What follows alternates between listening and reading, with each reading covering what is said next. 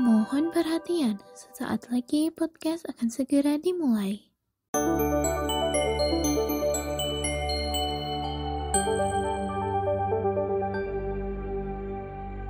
Assalamualaikum warahmatullahi wabarakatuh. Halo teman-teman, kembali lagi bersama Fai di podcast Mutiara Bunda.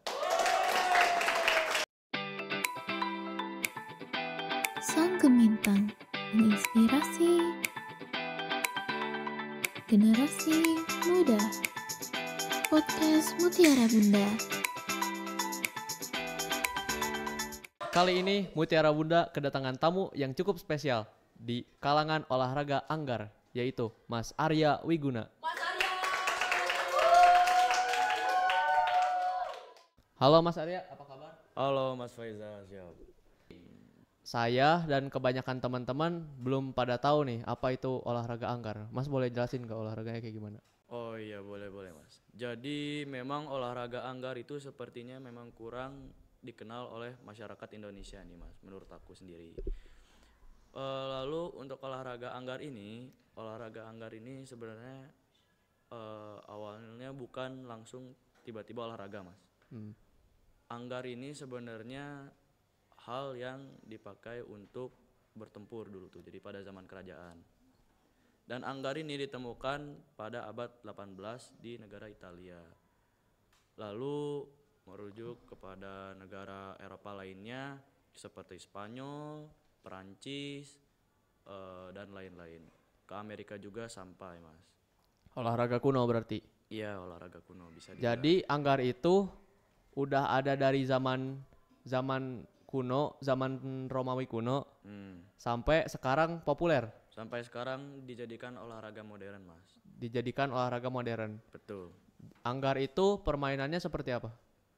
Anggar itu dibagi menjadi 3 bagian Mas. 3 bagian. Ya, ada 3 bagian utama, yaitu sable, epe, dan foil. Saya sendiri itu memainkan olahraga anggar yang bagian sable Mas. Jadi ada beda-beda jenisnya, ada 3. Ya, ada 3 Kalau jenis. sable itu kayak gimana? Sable itu olahraga anggar yang mencakup dari atas kepala sampai bagian perut Mas. Segini aja berarti. Ya, segitu aja. Kalau 2 sisanya? Sisanya itu dari atas kepala sampai ujung kaki Mas. Permainannya itu cuman beda sedikit atau bedanya signifikan? Bedanya signifikan Mas. Kalau yang Mas mainin itu kayak gimana? Kalau yang saya mainin itu seperti yang saya bilang tadi, areanya itu mencakup dari atas kepala sampai bagian perut saja. Dan di olahraga anggar itu ada yang namanya hak serang. Hak serang. Ya, betul sekali. Jadi baru bisa menyerang kalau ada hak serang gitu. Benar. Sedangkan jika lawan kita tidak memiliki hak serang, lawan yang tidak memiliki hak serang harus mundur Mas. Jadi kalau misalnya orang yang punya hak serang ternyata gagal untuk menyerang, tidak kena nih atau ketangkis pukulannya. Jadi itu hak serangnya bergantian Mas. Kalau memulai permainannya itu hak serangnya ada di pihak yang mana? Untuk mulai pertandingannya Mas, anggar itu jadi ada yang namanya on guard pre ale. On guard pre ale itu diambil dari bahasa Perancis yang berartikan on guard itu bersiap, pre itu siap, dan ale itu mulai. Jadi on guard itu kita sudah harus posisi siap. Lalu pre itu kita sudah mau maju, dan ale itu mulai Mas. Jadi siapa yang paling cepat duluan itu yang punya hak serang. Jadi mirip-mirip kayak ready set go gitu lah. Nah, betul. Dari awal main itu jadi hak serangnya itu ganti-gantian. Kalau misalnya kedua belah pihak gak bisa melayangkan serangan yang jelas gitu Mas, ya itu ganti-gantian terus sampai akhirnya ada yang kena, lalu permainan dimenangkan oleh yang kena terus. Aturan pentingnya kayak gimana sih anggar itu? Jadi kalau misalnya mau menyerang itu Mas, serang di anggar itu gak boleh asal-asalan Mas. Jadi tangan kita itu harus lurus ke depan, gak boleh mundur lalu nyerang, itu gak boleh. Itu nanti bakal dikenakan foul atau attack no. Jadi tidak sah attack-nya. Foulnya itu maksimal berapa? Sudah 2 kali foul itu sudah dikenakan kartu kuning Mas. Kartu kuning. Ada kemungkinan bisa dikeluarin dari pertandingan? Ada. Kalau fall berapa kali itu? Setahu saya 3 kali itu sudah langsung dikeluarkan, Mas. 3 kali fall kartu Iya, merah berarti. Dieliminasi. Kalau untuk Anggar, latihannya itu seperti apa? Latihan anggar itu, Mas, saya setiap hari latihan 4 jam. 4 jam. 4 jam. Latihan itu terdiri dari latihan tangan, kaki, dan juga attack dan defensif. Nah, itu, Mas. Seperti apa contohnya? Pada saat latihan attack itu saya dilatih cara menyerang lawan dengan Atak itu serang. serang. Cara menyerang lawan dengan benar. Ada beberapa teknik sebenarnya di anggar itu. Cara menyerangnya ada banyak. Begitu juga dengan teknik defensifnya, Mas. Teknik defensifnya. Betul. Lalu kalau kaki, tangan itu lebih ke fisik saja sih, Mas, supaya kuat nanti pas. Supaya lincah pergerakannya nanti. Betul sekali. Untuk Anggar, atribut yang biasa dipakai tuh apa aja? Untuk atribut yang dipakai keseluruhan nih, Mas.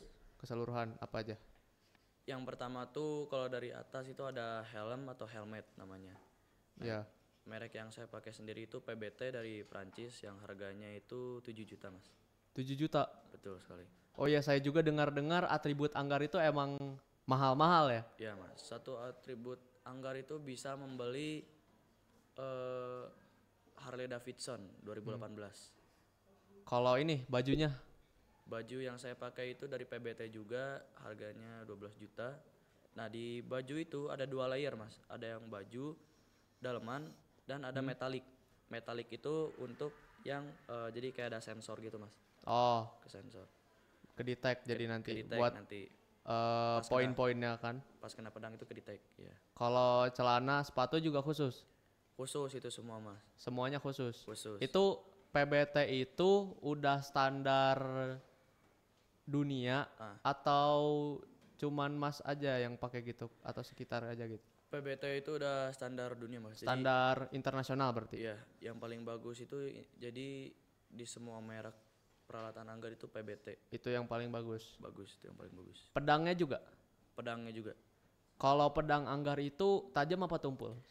Jadi banyak orang yang mengira kalau misalnya pedang anggar itu ujungnya tajam. Padahal kalau misalnya tajam itu Membahayakan. mungkin sudah banyak atlet anggar yang meninggal dunia mungkin ya. Tapi tidak mungkin kan. Ya. Jadi pedang anggar itu ujungnya tumpul, Mas. Semua pedang anggar itu jadi sebel, foil, EP itu tiga-tiganya tumpul. Tumpul. Mas. Benar. Sistem poiningnya di dalam Anggar itu seperti apa? Sistem poinnya itu, Mas.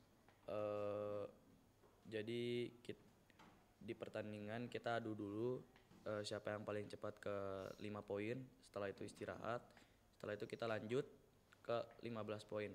Jadi di anggar itu maksimal poin adalah 15 poin, Mas. 15 maksimal. 15 maksimal. Cara dapetin poinnya kayak gimana? Cara dapetin poinnya itu, Mas, dengan cara kita jadi pas udah on guard, pre, ale, nanti yang paling cepat duluan itu yang dapat poin. Yang paling cepat apanya tuh? Paling cepat kena. Oh, kena itu dapat poin 1. Kena itu dapat poin 1. Ada bagian khusus yang harus dikenainnya enggak tuh? Enggak, dari intinya yang saya mainin itu sebel dari atas kepala sampai bagian perut saja. Dari sini kalau kena berarti poin. Ya, poin. Berarti harus ini juga dong. Apa menangkisnya itu biasanya seperti apa? Kalau buat guarding defense-nya gitu. Nah, itu dia, Mas. Kadang tidak semudah itu untuk mendapatkan poin. Ada yang on guard pre-ale, ada yang langsung cepet-cepetan, ada yang on guard pre-ale itu Bertahan. menyerang, lalu yang satunya lagi tangkis. Nah, jadi kan itu hak serangnya bergantian tuh. Jadi yang tadi ditangkis itu mundur dia. Terus yang nangkis ini maju. Kalau misalnya nyerang ternyata ditangkis lagi, hilang lagi. Hak serangnya. Jadi Gantian ganti-gantian. berarti. Ganti-gantian. Sampai ada yang poin. Betul sekali. Itu untuk Anggar itu resikonya berat gak? Untuk resiko apa nih, Mas? Cedera? Resiko cedera. Ya, resiko cedera itu di setiap olahraga pasti ada. Tapi di Anggar sendiri paling sering itu cedera di Bagian kaki. kaki sama tangan sih, Mas, pergelangan. Oke, untuk Arya secara pribadi, apa motivasi Mas Arya untuk terus bermain Anggar? Anggar itu mengajarkan saya bagaimana cara agar saya disiplin, bertanggung jawab, pantang menyerah, dan tidak gampang menyelesaikan sesuatu di tengah-tengah jalan, Mas. Jadi jika kita mengerjakan sesuatu dan kita ingin menginginkan sesuatu, kita harus terus melakukannya dengan baik dan benar agar kita bisa sampai di tujuannya, Mas. Mas Arya mau ngelanjutin Anggar kira-kira sampai kapan? Sampai menurut saya sudah harus cukup istirahat di dunia Anggar dan mulai dunia baru di olahraga pedal, Mas.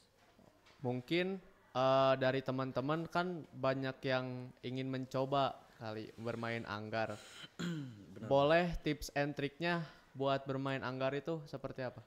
Tips and triknya tentu saja kalian coba dulu saja, mungkin boleh nonton terlebih dahulu mungkin di YouTube atau nanya-nanya ke orang yang mungkin sudah berpengalaman di Anggar, dan kalian harus tahu kalian tidak akan pernah tahu sesuatu jika kalian tidak pernah menyobanya, Mas. Intinya mau mengambil langkah aja Mau gitu. mengambil langkah dan jangan pernah takut akan hal baru, Mas. Kesan Mas Arya selama bermain Anggar, dan boleh juga dong pesan-pesan untuk remaja-remaja di luar sana yang ingin mencoba Anggar. Kesan saya sih, Mas, yang saya bisa katakan bahwa sesuatu yang kita lakukan itu pasti ada artinya, Mas. Pasti ada artinya. Jadi jangan menganggap sesuatu hal yang kita lakukan itu sia-sia atau tidak ada manfaatnya. Lalu untuk pesan saya kepada orang-orang di luar sana bahwa kalian harus tahu padi yang kita tanam hari ini tidak akan kita tuai esok hari. Jadi kita harus menunggu terlebih dahulu, rasakan prosesnya, nikmati perjuangannya, dan kalian mungkin akan mendapatkan hasil yang kalian inginkan di kemudian hari.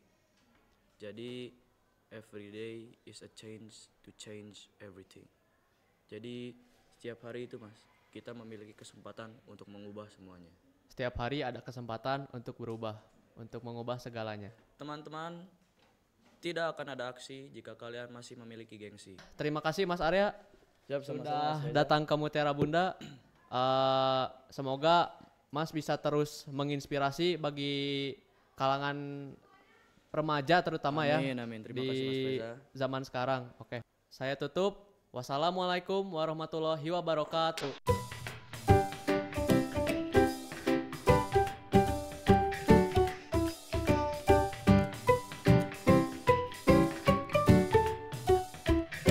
Oke, untuk Arya sendiri itu motivasinya apa untuk bermain Anggar? Arah tuh, jangan lihat muka Arya. Tidak bermain Anggar lagi bro. Aduh, Dia harus menjadi YouTuber sekarang. oh YouTuber Mungkin jadi teman-teman bisa lihat di YouTube-nya.